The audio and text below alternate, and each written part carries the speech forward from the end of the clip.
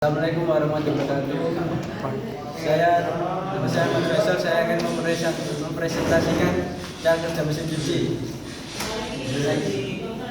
Pertama-tama mesin cuci dihadiri arus listrik dari sumber daya PLN.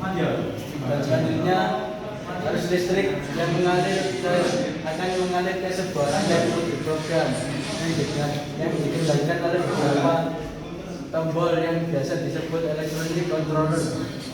Dan kemudian tekan tombol power, maka mesin cuci siap digunakan untuk mencuci pakaian secara otomatis dan masukkan pakaian dan deterjen serta pewangi. Maka tekan tombol start untuk memulai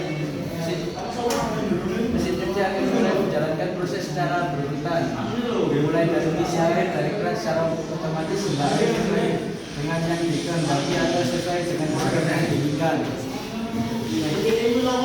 Setelah air berhenti, motor akan segera berjalan secara berkali yang biasa disebut dengan pakaian. Setelah selesai, maka program akan membuang air.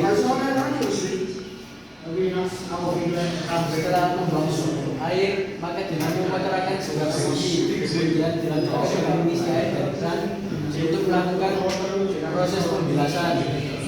Setelah proses bilas selesai, maka program akan memerintahkan untuk membuang air yang kedua kalinya, sekaligus dilanjutkan dengan proses spin atau biasa disebut mengeringkan.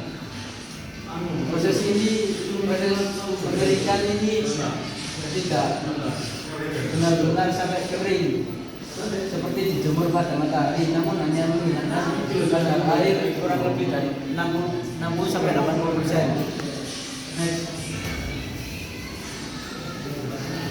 Ini adalah gambarannya sedikit. Yang pertama ini adalah elektronik controller sebagai otak mesin cucinya, dan disambungkan ke safety switch sebagai pengaman switch dari elektronik controller.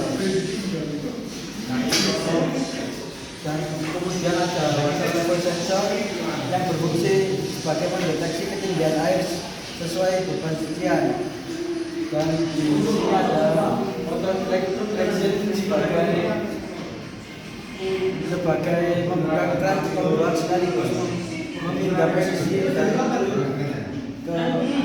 posisi terus dan posisi atau sebaliknya.